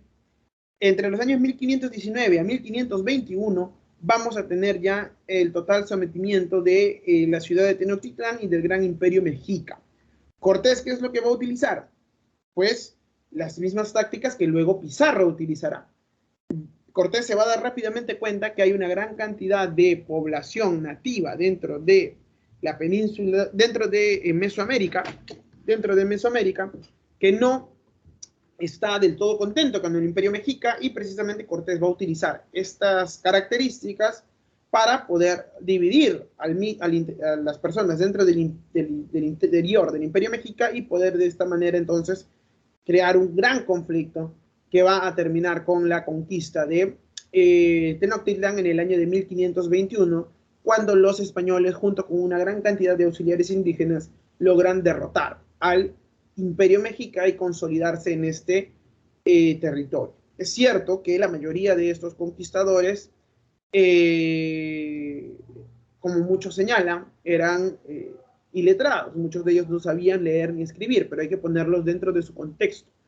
Estamos hablando de una población estamos hablando de unos señores que vienen de una sociedad altamente violenta. Recuerden que la mayoría de estos conquistadores han sido niños, o muchos de ellos han vivido el proceso de reconquista española, las guerras contra el último reino de Granada. Muchos de ellos son veteranos, soldados han sido veteranos soldados en España, y muchos de ellos han viajado precisamente aquí para encontrar fama y fortuna. ¿Por qué? Porque en España ya no había forma de encontrar eso. Muchos de ellos gastan lo último que tienen de sus ahorros para poder encontrar algún tipo de riqueza en el Nuevo Mundo. Y de hecho el Nuevo Mundo ofrecía nuevas oportunidades para estos españoles que en su territorio natal ya no podían conseguir ningún tipo de fortuna. Varios de estos españoles se lanzan prácticamente a un viaje totalmente inseguro y peligroso. Muchos de ellos ni siquiera van a llegar a América. Muchos de ellos van a morir en el camino. Y si llegaban a América, van a sufrir una serie de enfermedades producto del clima húmedo y del tipo climático que hay en la zona del Caribe. Los que logran sobrevivir son entrenados como soldados para participar en las huestes de expedición y conquista. Ahora bien, muchos de ellos van a encontrar la muerte en estos procesos de expedición y conquista. Como ya les había mencionado, por cada Cortés, por cada Pizarro que va a haber en la historia de la conquista, miles de conquistadores españoles van a encontrar la muerte. No son raras las historias de españoles perdidos, extraviados, que van a vivir o van a tratar de sobrevivir en diferentes partes de América, en Norteamérica, en Sudamérica, que no van a alcanzar la riqueza ni la fama que se les había prometido. Muchos de ellos iletrados sí. ¿Por qué? Porque su principal función era ser soldado, no era ser un funcionario real.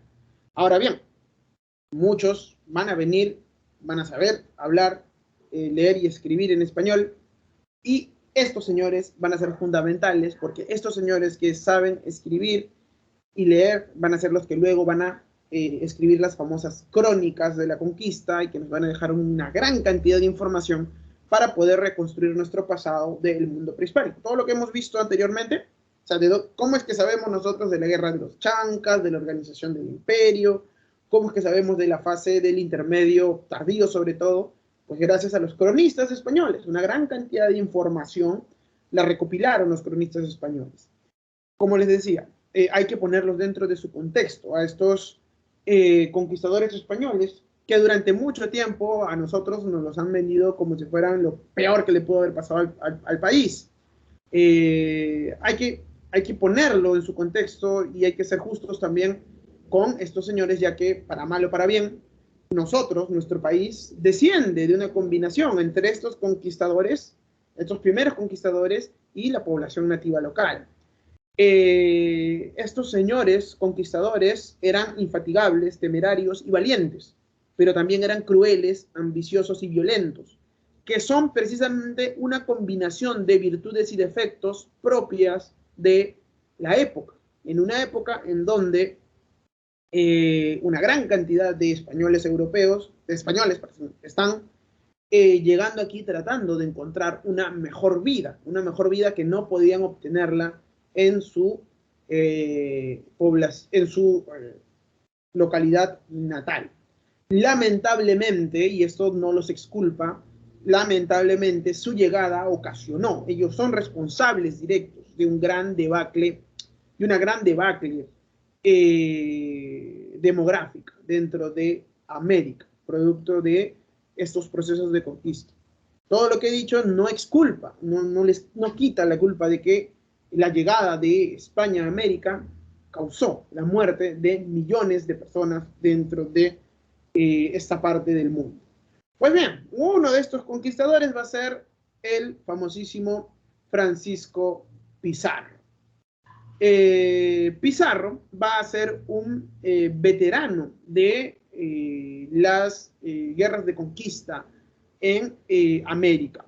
Pizarro ya tenía mucho tiempo aquí en América y había participado en diferentes expediciones de exploración y conquista. Sin mayor suerte, hay que decirlo. Pizarro tenía mucho tiempo aquí, pero no había logrado alcanzar ni fama, ni fortuna, ni todo lo que esperaba encontrar. Pizarro era hijo ilegítimo de un noble de la ciudad de Trujillo en España.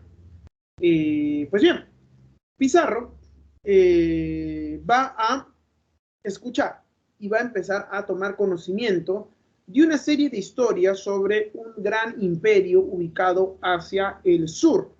Un gran imperio repleto de oro, de plata, de una gran cantidad de productos que se pueden comerciar.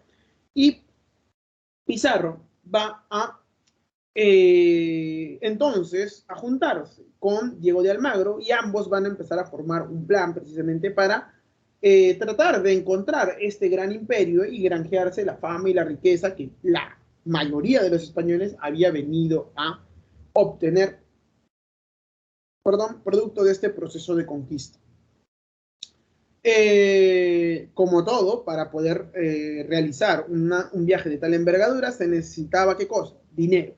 Y por eso es que van a recurrir a Gaspar de Espinosa, que a través de Hernando de Luque va a financiar estos procesos, estos viajes de expedición y conquistas ideados por Pizarro y luego por Almagro. De esta manera, entonces, vamos a tener a los tres socios de la conquista, que van a ser los que van a formar esta compañía para realizar el descubrimiento de este enigmático imperio que estaba hacia el sur del continente. Los tres socios de la conquista van a ser Francisco Pizarro, Diego de Almagro y Hernando de Luque. Hernando de Luque en representación precisamente de Gaspar de Espinosa. Se acordó que la expedición iba a formar de la siguiente manera. Pizarro iba a ser el que iba a comandar la hueste van a ser los grupos de soldados. Almagro era el que se iba a encargar de buscar a los suministros y a los hombres para realizar este proceso de viaje y conquista. Y por último, Luque iba a ser el que iba a enviar los fondos para poder realizar esta expedición.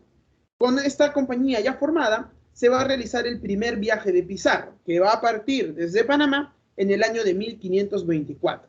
Van a bordear toda la costa del Pacífico hasta llegar al río San Juan.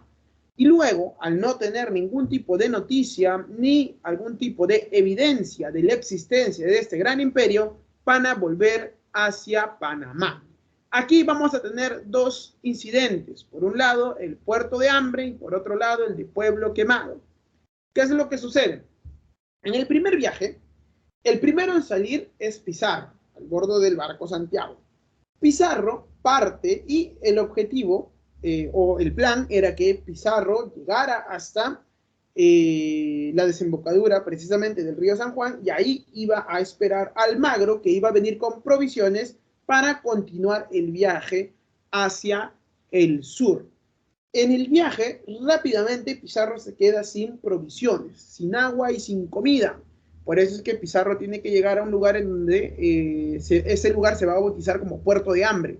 ¿Por qué? Porque ahí Pizarro y sus hombres, muchos de ellos van a morir incluso de inanición y van a ser atacados por poblaciones nativas. Al ver que Almagro no llegaba con las provisiones prometidas, lo que hace Pizarro es volver hacia Panamá. En el interín, Almagro ha partido de Panamá, trata de encontrar a Pizarro y no lo encuentra. Almagro es atacada por la misma población nativa que había atacado a Pizarro y en ese incidente Almagro pierde un ojo. Por eso es que a partir de aquí Diego de Almagro va a ser conocido también como Almagro el Tuerto. En represalia, los hombres de Almagro deciden por la noche quemar el pueblo de los nativos que habían atacado su expedición. Al no tener ninguna noticia de Pizarro, deciden volver entonces hacia Panamá. En Panamá, Pizarro y Almagro se encuentran, cuentan los problemas que han tenido a lo largo de su travesía y estos dos hombres prometen y deciden volverlo a intentar. Honor a quien honor merece. Pizarro y Almagro probablemente buscaban riquezas y eran codiciosos y tenían muchos defectos. Sí, pero no cabe duda de que eran realmente empeñosos, optimistas y sobre todo muy valientes. Porque después de que casi media tripulación se ha muerto de hambre y después que uno de sus capitanes ha perdido un ojo y de no haber encontrado ni rastro de la existencia del Tahuantinsuyo, quieren volverlo a intentar. Y lo intentan en un segundo viaje que va a partir en el año de 1526 y va a culminar en el año de 1527. En este segundo viaje las cosas también van a pintar muy mal. No van a encontrar ni evidencia ni rastro de la existencia del Tahuantinsuyo y es más, van a haber problemas al interior de la tripulación y la expedición de Pizarro. ¿Por qué? Porque varios de sus soldados van a querer retornar a Panamá y no van a querer continuar con el viaje. Tanto es así que cuando hacen la parada en la isla del Gallo y envían un barco hacia Panamá por provisiones, varios de sus soldados, de los soldados de Pizarro, envían un informe, una carta secreta al gobernador de Panamá pidiendo que por favor los libere de este señor que probablemente los está llevando a la muerte. El gobernador de Panamá, cuando envía el barco a la isla de Gallo para con provisiones, va a venir con una orden exigiéndole a Pizarro de que se regrese con todos sus hombres hacia Panamá. Pizarro lo que va a hacer es trazar con su espada una línea y el famoso evento de la isla de los 13 del Gallo, los 13 de la fama, que se van a quedar con Pizarro. En el interín, otro barco regresa desde Panamá. Pizarro convence al capitán de este barco para continuar el viaje hacia el sur. Y es en este viaje en donde Pizarro llega hasta Guayaquil y Tumbes. Captura también a unos comerciantes que estaban cargados con piezas de plata y oro y entonces obtiene la confirmación de la existencia de un gran imperio, que va a ser la existencia del Tahuantinsuyo. Pizarro va a conocer la ciudad de Tumbes, va a ser bien recibido en este segundo viaje y va a continuar navegando hacia el sur, llegando a la desembocadura del río Santa, ubicado en Ancash. Aquí Pizarro ya va a obtener entonces una gran cantidad de información que le va a valer después. ¿Por qué? Porque va a saber que hay una guerra civil, va a saber que están experimentando una serie de problemas dentro del imperio y esto entonces le permite volver a Panamá y de ahí viajar hacia España. En 1529 Pizarro viaja a España, va a Toledo y ahí se presenta ante la corte de Carlos V o Carlos I.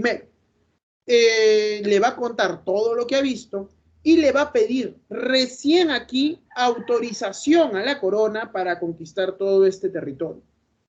Como ustedes verán, hasta el segundo viaje la corona no estaba ni enterada de lo que pasaba. Recién cuando Pizarro vuelve hacia España y le cuenta lo que está ocurriendo y lo que quiere hacer es ahí recién en donde Carlos I le da la autorización. Esta autorización se conoce como la Capitulación de Toledo, firmada el 26 de julio de 1529. Dentro de la Capitulación de Toledo, Pizarro va a obtener el cargo de capitán general, adelantado, gobernador y alguacil mayor de todos los territorios que descubriese. Diego de Almagro solo va a recibir la gobernación de Tumbes y el título de hidalgo, y Hernando de Luque va a ser asignado como protector de los indígenas. Este tratado va a ser un problema luego. ¿Por qué? Porque a Pizarro lo van a acusar de ser el responsable de que Diego de Almagro no obtenga mayores beneficios que los nombramientos que el nombramiento como gobernador de Tumbes. Diego de Almagro lo va a acusar luego a Pizarro de haber ido a negociar la capitulación de Toledo a nombre solo de Pizarro y no de la compañía en general, que evidentemente era una sociedad y Pizarro no había sido el único que había logrado el proceso de la conquista.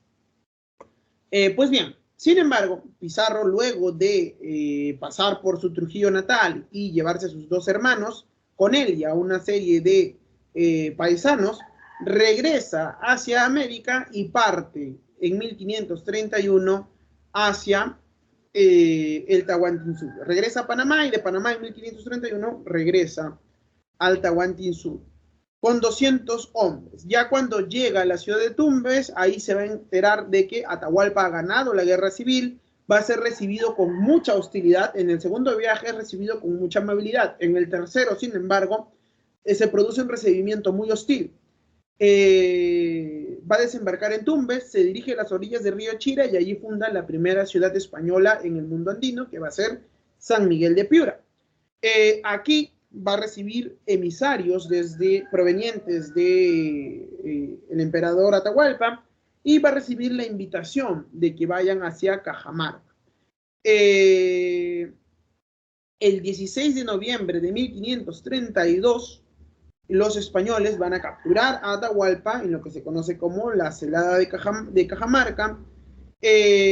Atahualpa va a ser capturado por 6 meses y luego va a ser ajusticiado por diversos cargos. El 16 de julio de 1533 es condenado al garrote. De esta manera, entonces, el imperio del Tahuantinsuyo desaparece. En el mismo año de 1533, los españoles logran entrar al Cusco y nombran a un inca títere que va a ser Manco Inca. En un primer momento, Manco Inca era aliado de los españoles. Luego, Manco Inca va a ser el que inicia la resistencia incaica. Pues bien, ¿cuáles van a ser las consecuencias? Destrucción del imperio incaico, colapso demográfico del mundo indígena, aculturación y mestizaje. Ahora bien, los españoles van a tener una serie de conflictos internos, entre ellos por el control de los territorios y el reparto de las encomiendas. ¿Qué son las encomiendas? Las encomiendas eran la primera forma que van a tener los españoles de dominar el territorio. La corona les encomendaba a los conquistadores a una serie de territorios con sus respectivos habitantes. ¿Cuál era la función? De que a cambio de una serie de servicios personales que tenían que darle los nativos indígenas a los conquistadores españoles iban a evangelizar a esta población, protegerlos, educarlos y evangelizarlos. En teoría, esta era la principal función de las encomiendas. Hoy sabemos que los encomenderos no educaban, ni protegían, ni evangelizaban a la población nativa, sino más bien los trataban como sus siervos personales, casi en condiciones de esclavitud. Pues bien, el problema surge entre los españoles producto de este reparto de encomiendas.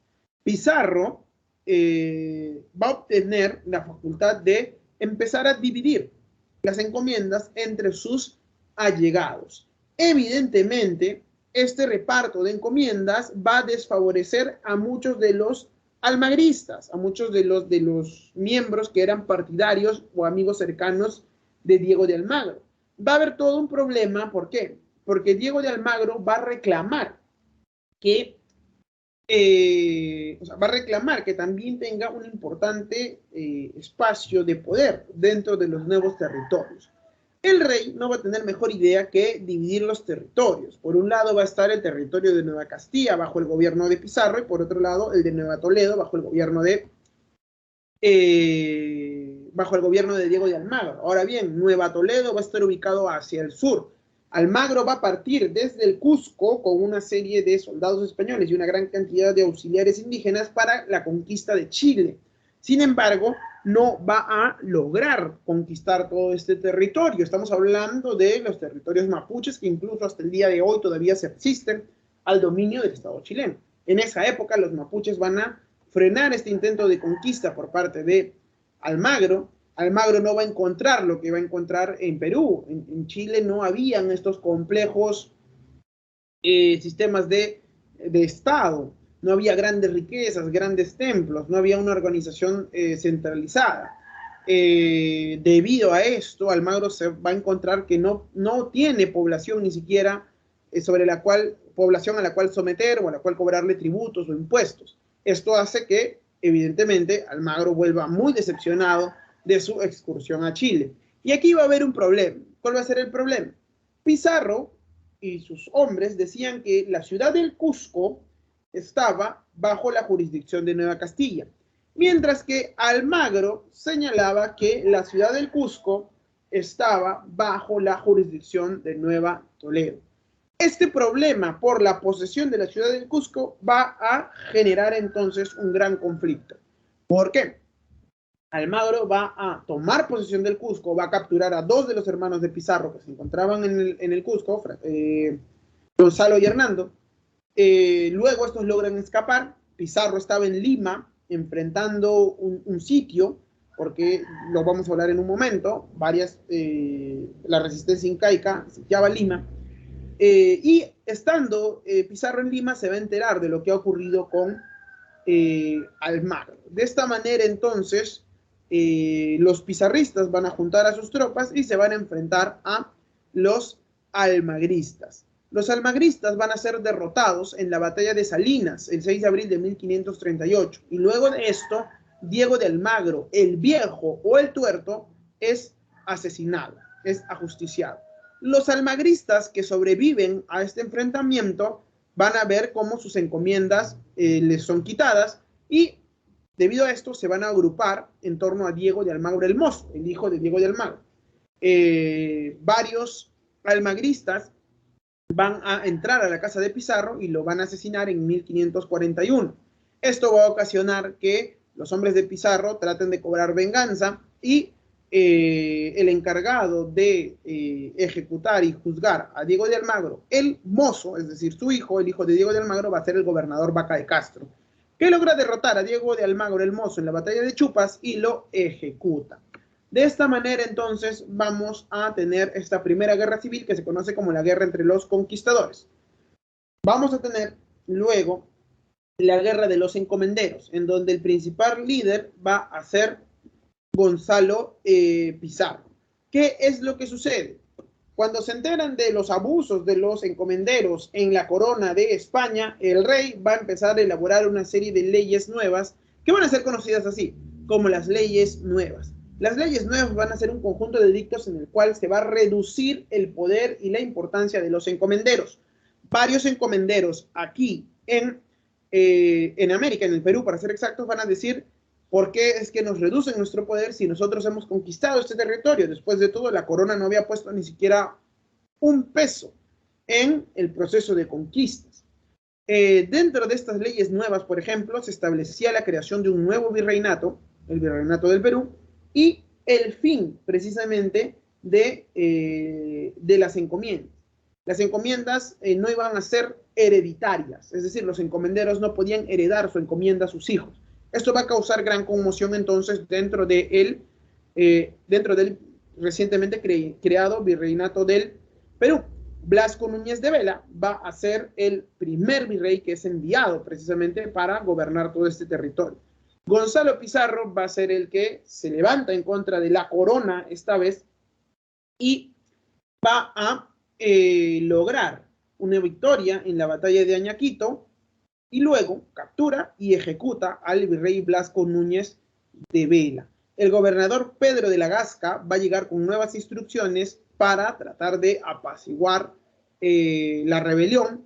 Él va a ofrecer el perdón a los que decidan abandonar a Gonzalo Pizarro, y por eso es que varios abandonan a Gonzalo Pizarro, y al final este es derrotado en la batalla de Jaquijahuana. A partir de aquí se establece el sistema virreinal.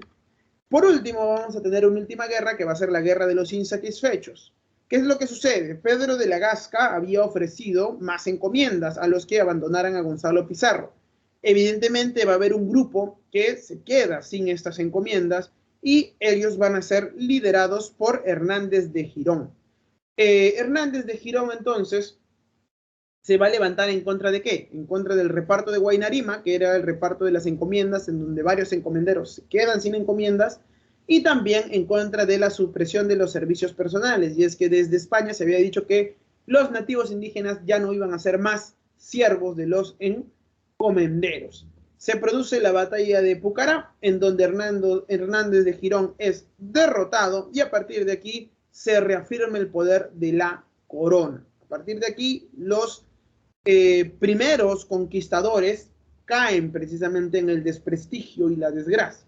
Y son los nuevos funcionarios enviados desde la corona los que van a obtener el gobierno y dominio del virreinato. Mientras se está desarrollando esta guerra civil entre españoles, estamos teniendo la resistencia incaica. El objetivo, recuperar el antiguo poder del Tahuantinsuyo y tratar de volver a crear un gran imperio. Como no lo consiguen, lo que van a buscar paulatinamente es tratar de mantener el prestigio y los beneficios de la élite incaica que se había revelado. Como les había mencionado, Manco Inca había sido nombrado Inca, un Inca evidentemente títere, por parte de Pizarro. En un primer momento, Manco Inca acepta este nombramiento, pero rápidamente Manco Inca se da cuenta que los españoles lo tienen básicamente como un títere, una persona que simplemente es un Inca por puro nombre, porque no tiene el poder directo para comandar o gobernar el antiguo territorio. Manco Inca entonces pasa de ser aliado a ser opositor a los españoles. Junto con un gran ejército va a lograr asediar Lima y el Cusco. Sin embargo, ambos asedios son derrotados. Al final, Manco Inca traslada su rebelión a Vilcabamba. Manco Inca es asesinado por orden de Diego de Almagro. ¿Qué es lo que sucede? Cuando Almagro vuelve al Cusco, ¿saben quién es el que le da cobijo y le da apoyo a los almagristas? Va a ser Manco Inca. Manco Inca le da apoyo a Diego de Almagro. ¿Y cómo es que le paga a Diego de Almagro? Pues básicamente lo manda a matar. ¿Por qué? Porque Diego de Almagro tenía mucho miedo de la astucia y del poder que Manco Inca estaba teniendo. Pues bien, lamentablemente por ese tipo de cosas es que los españoles no son muy queridos en esta parte del mundo.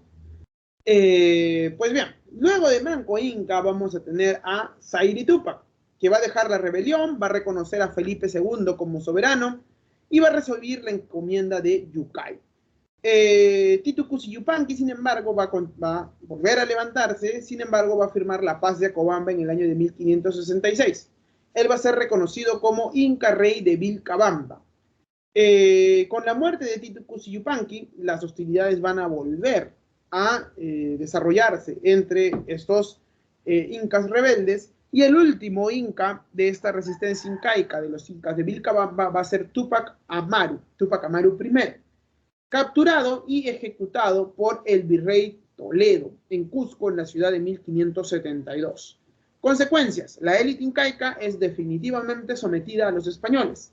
Surge un movimiento de resistencia incaica que se conoce como el Taquioncoy, y surge el mito del Incarrí, que es un mito del mesianismo indígena.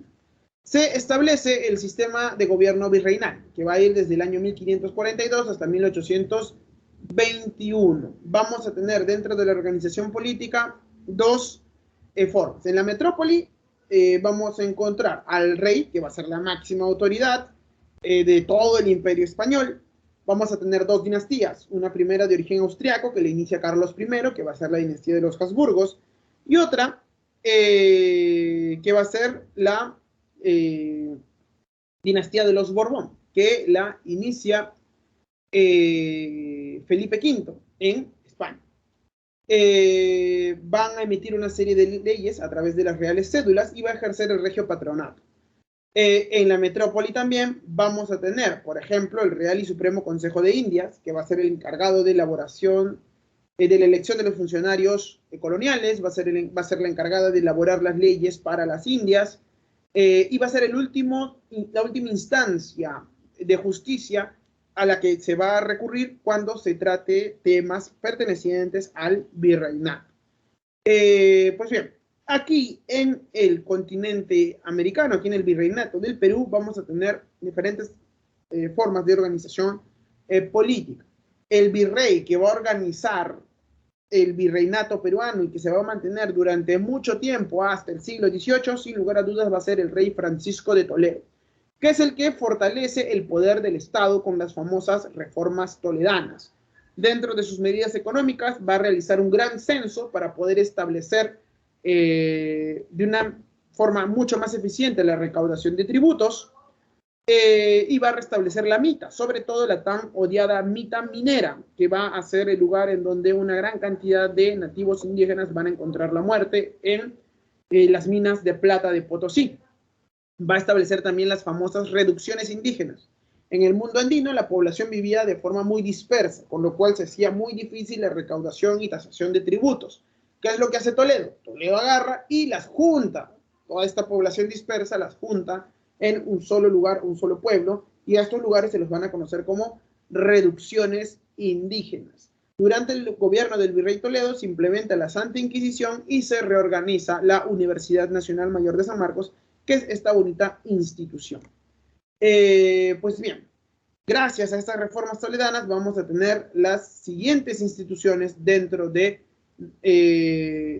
virreinato peruano. Por un lado, el virrey, que va a ser el gobernador general del territorio, el que dicta las ordenanzas, representación del rey, va a ser el capitán de armas, es decir, el que comanda el ejército, no ejército, sino comanda las milicias, básicamente, porque no era un ejército profesional lo que teníamos aquí.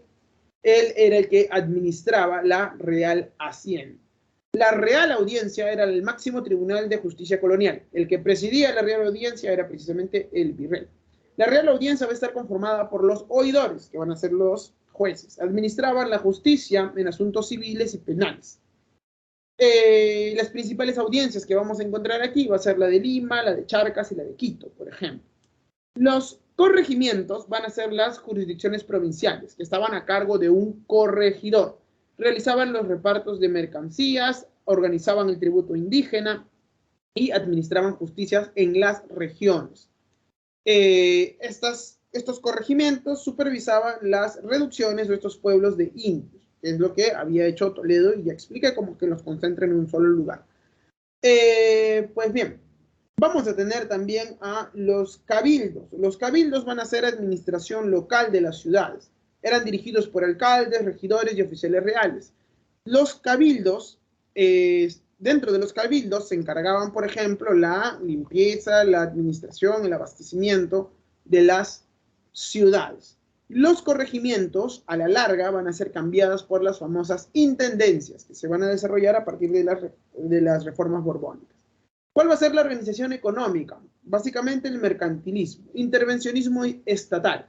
Va a haber un monopolio comercial dentro de el virreinato y la metrópolis de España.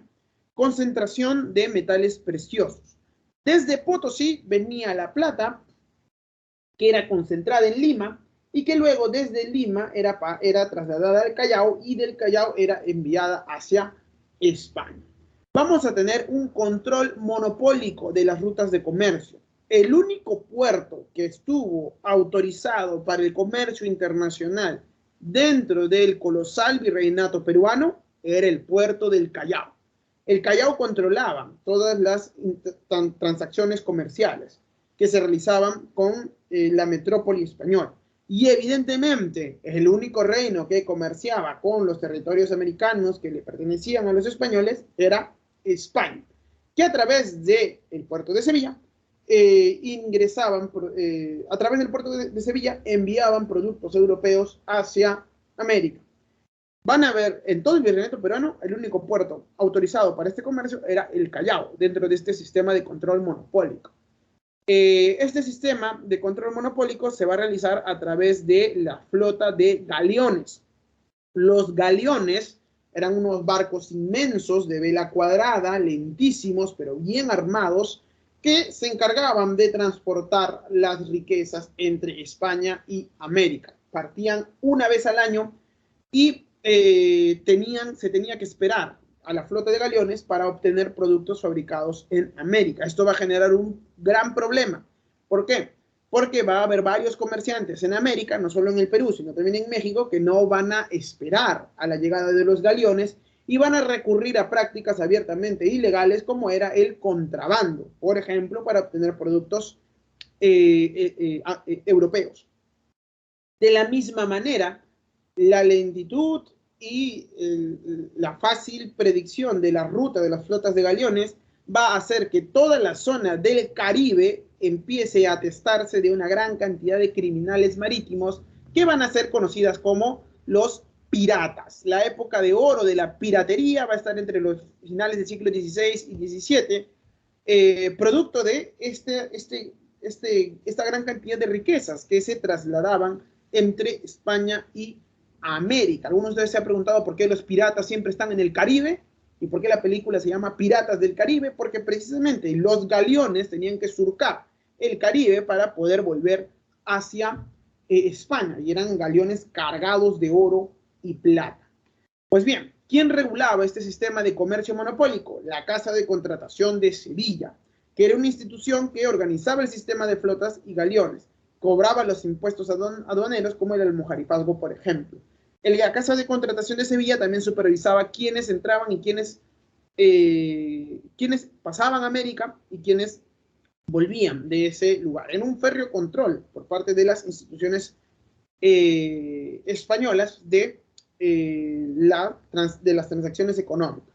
Van a tener muchos problemas, como ya lo había mencionado, el contrabando, la piratería y la de los corsarios. Aquí en América, en el Perú, vamos a tener el Tribunal del Consulado, que era el que regulaba el tráfico comercial al interior del virreinato. Eran los que cobraban alcabala y organizaban la Armada del Sur. La Armada del Sur va a ser la flota que se encargaba de defender las costas del virreinato peruano. Bien, van a haber otras actividades económicas aparte del comercio. La minería, que va a ser la actividad más importante. Se van a encontrar importantes minas de plata, por ejemplo, en Potosí, y una importante mina de mercurio en Huancavelica. ¿Quiénes eran los que trabajaban en estas minas? Los indios mitayos. Nuevamente se organiza la mita, pero esta vez mita orientada hacia la extracción de minerales. Dentro de las minas, muchos nativos indígenas van a encontrar la muerte. Por eso es que la mita minera era muy temida por parte de la población nativa. Van a haber impuestos como, por ejemplo, el quinto real de minería. El 20% de la producción minera era destinada a el pago de impuestos dentro del virreinato. El procesamiento del sistema de amalgama, básicamente, gracias a la producción de minas, se van a crear una nueva ciudad, como va a ser la Villa Imperial de Potosí, en lo que actualmente es Bolivia. Se especula que tenían 170,000 habitantes, que va a ser grande para la época.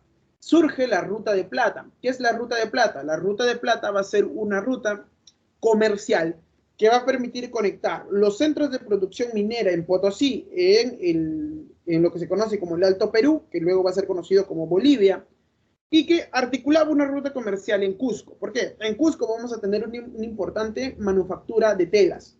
Los mineros compraban telas con la plata de Potosí. Pero no solo articulaban el consumo de telas, sino también había una importante producción de vino y aguardiente en la zona de Arequipa. De esta manera, entonces, se articulaba toda una red comercial que también conectaban con el puerto de Arica.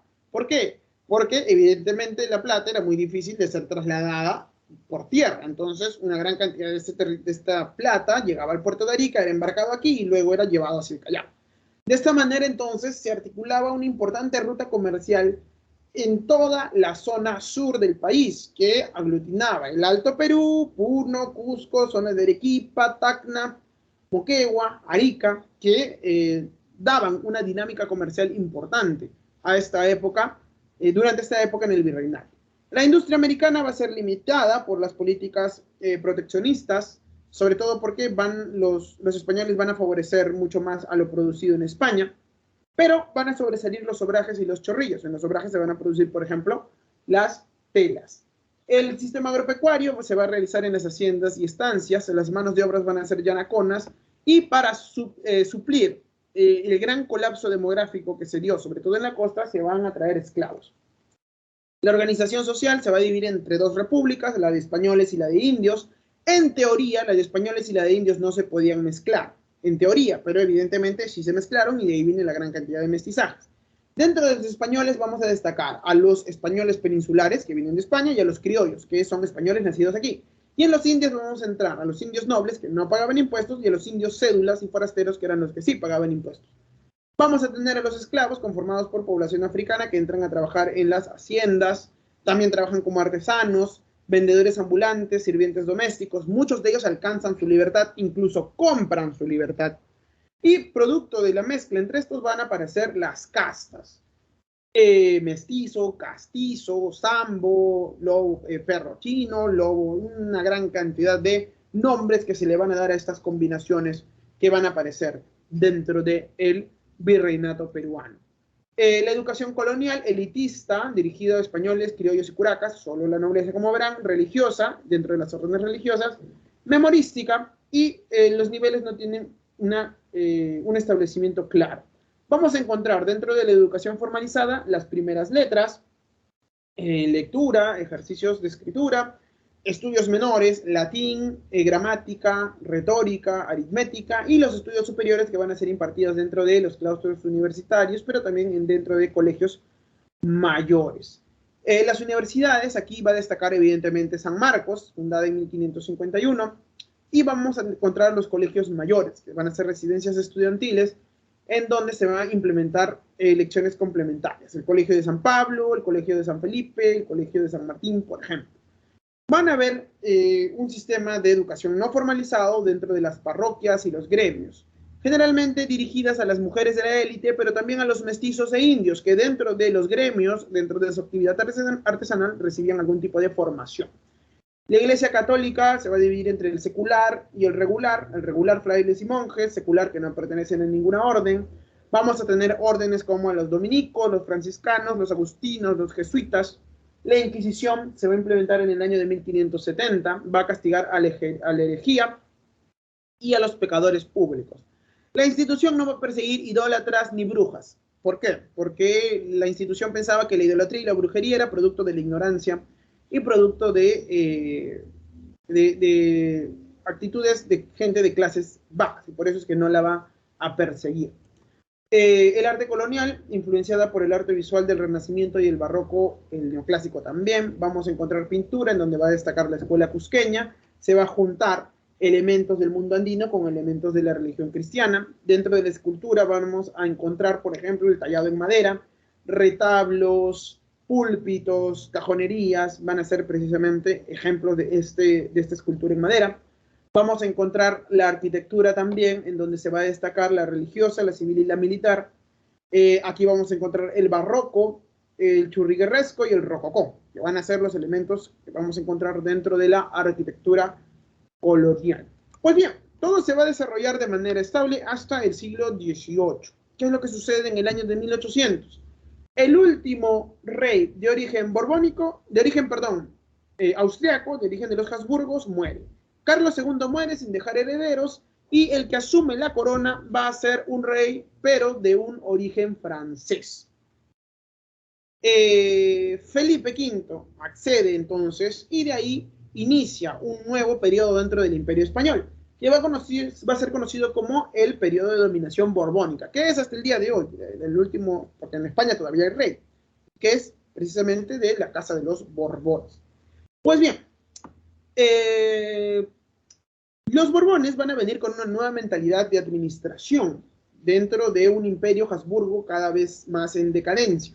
Los Borbones van a cambiar el sistema de administración y se va a conocer entonces estos cambios como el como el de las reformas borbónicas. Modernizar el Estado era la preocupación principal de esta nueva dinastía, y en América recuperar el dominio político sobre las colonias. Se reduce la influencia de los cargos públicos de los criollos limeños, lo cual genera un gran resentimiento. Se establecen intendencias y se crea una nueva audiencia, por ejemplo en Cusco, después de la rebelión de Tupac Amaru. Se reemplazan los corregimientos por las intendencias, que van a ser una nueva organización territorial que va a permitirle tener al intendente un mayor control sobre la recaudación de tributos y la administración del territorio.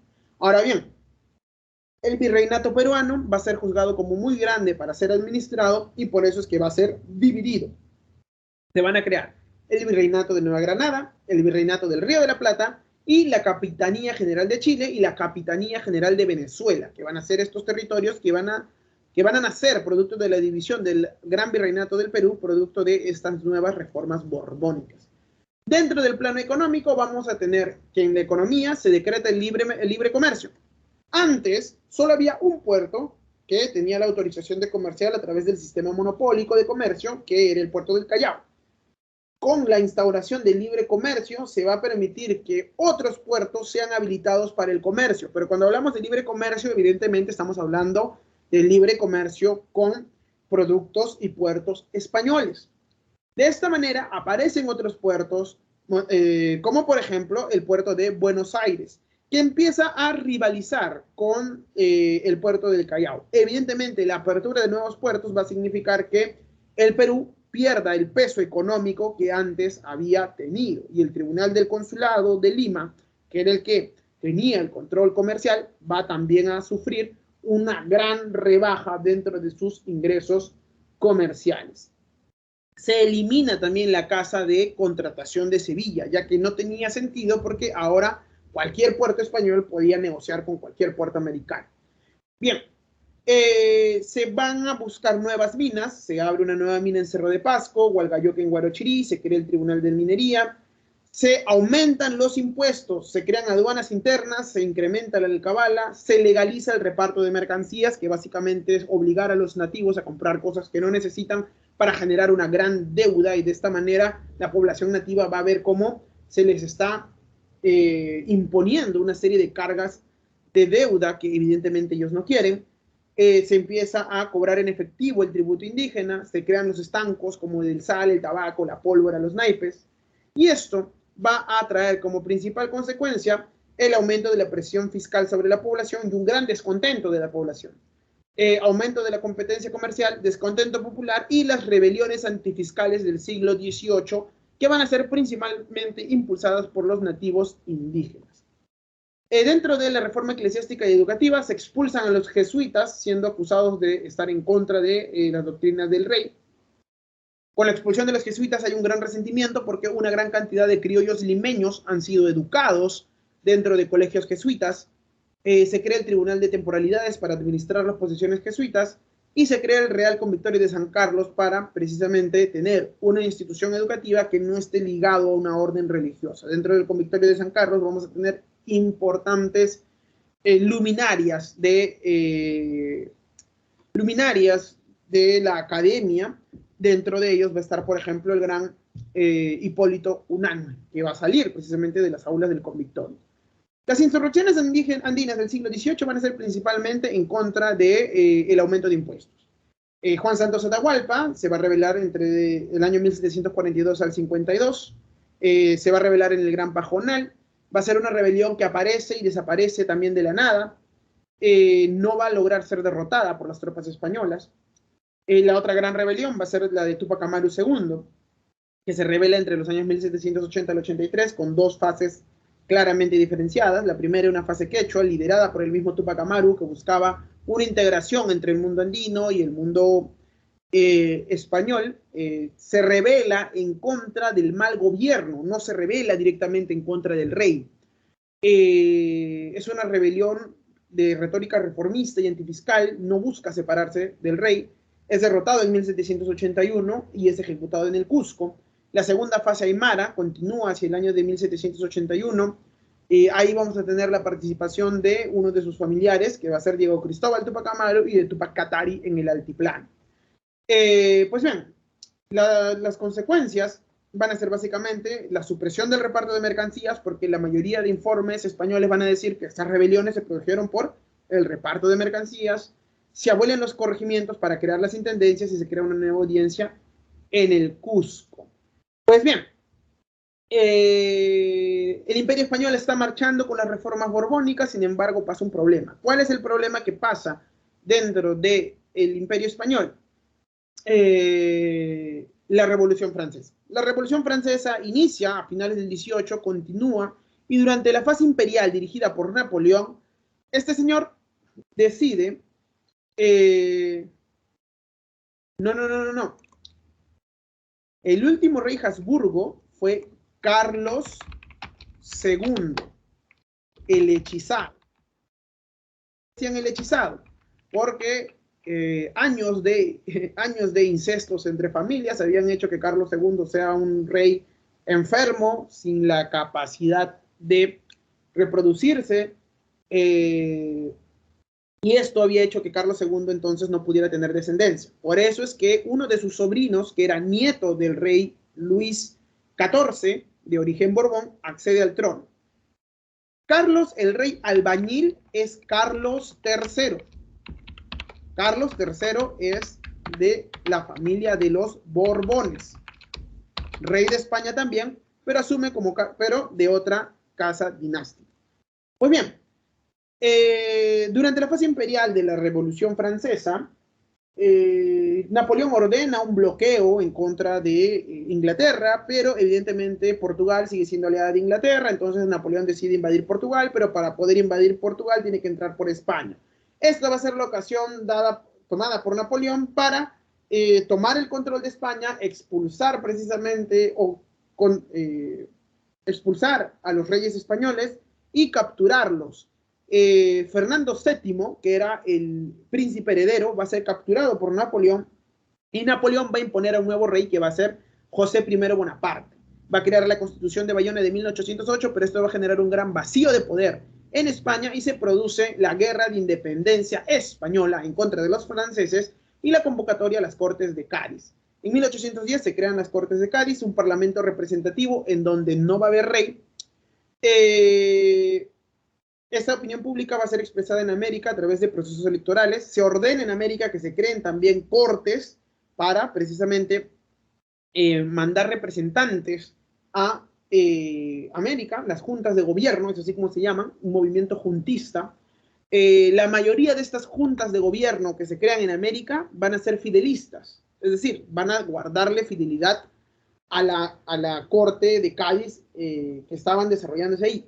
Pero va a haber otras juntas de gobierno que no van a guardar ya mayor fidelidad por el rey. Recuerden que las reformas borbónicas han aumentado los impuestos, han desplazado a los criollos del poder, y por eso es que en muchos lugares estos criollos van a encontrar en la caída del rey de España y el gran problema que se está produciendo en España producto de las guerras de independencia española, y van a encontrar la oportunidad exacta para empezar a hablar de su propia independencia.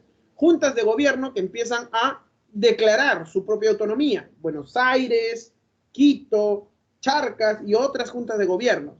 ¿Quién va a ser el encargado de aplastar estas juntas de gobierno? El virrey Abascal, desde el Perú, con plata del Perú, particularmente del Tribunal del Consulado desde Lima. Pues bien, en 1812 se crea la Constitución de Cádiz y se establece una monarquía constitucional en España. La nación no es patrimonio de ninguna persona o dinastía. Se decreta la libertad de prensa y la eliminación de la Santa Inquisición. Esta Constitución de Cádiz es jurada también aquí, en varias partes del Perú, y va a traer una serie de problemas grandísimos. ¿Por qué? Porque va a generar los primeros intentos de independencia en nuestro país. Vamos a tener precisamente estas juntas de gobierno organizadas por los cabildos en América, la mayoría fidelistas, pero van a haber algunas separatistas. Vamos a tener diferentes precursores de la independencia, como por ejemplo, ideólogos, como por ejemplo los reformistas, que no buscaban la separación, sino buscaban una reforma del gobierno. Dentro de estos separatistas vamos a encontrar a, por ejemplo, a Toribio Rodríguez de Mendoza, Hipólito Unanue, pero también vamos a tener a separatistas que ya hablan de la independencia, como Juan Pablo Vizcarra Guzmán, con carta a los españoles americanos, o José de la Riva Güell. Se van a iniciar las revelaciones y las conspiraciones criollas en nuestro país, pero recuerden que desde 1810 en otras partes del continente ya ha iniciado una verdadera guerra de independencia. Aquí en nuestro país vamos a encontrar movimientos de distintas formas que buscan romper el vínculo político con España. En algunos casos solo buscaban desconocer las autoridades locales, en otras van a buscar abiertamente la separación y muchas de ellas van a estar ligadas fuertemente a los intentos separatistas de, sobre todo, Argentina. En 1811 en Tacna vamos a tener a Francisco Antonio de Cela, en 1812 en Huánuco a Juan José Crespo Castillo, en 1813 vamos a tener en Tacna a Juan Francisco Pallardelli y en Cusco en 1814 a Mariano José y Vicente Angulo, que va a ser una de las más organizadas. ¿Por qué? Porque este de Mariano José y Vicente Angulo va a contar con la importante participación, por ejemplo, del curaca Mateo Pumacahua y va a tener un control sobre el Alto Perú, Huamanga y Arequipa, pero van a ser derrotados en la batalla de Humachirí en 1815. Estos movimientos y rebeliones y conspiraciones criollas van a ser un importante adelanto a lo que luego va a pasar ya con la llegada de San Martín y posteriormente Bolívar, que va a ser motivo de la siguiente clase. Paso a dar las claves. La 1 es la A de avión, la 2 es la C de casa, la 3 es la D de dedo, la 4 es la C de casa y la 5 es la A de avión. Repito, 1 A de avión, 2 C de casa, 3 D de dedo, 4 C de casa y 5 A de avión. Esas serían las claves para esta semana. Conmigo será hasta el próximo lunes. Nos vemos, compañeros. Cuídense bastante y recuerden que todavía estamos en pandemia a pesar de todo y ojalá Perú gane mañana. Bueno, nos vemos muchachos hasta el próximo lunes. Un gustazo.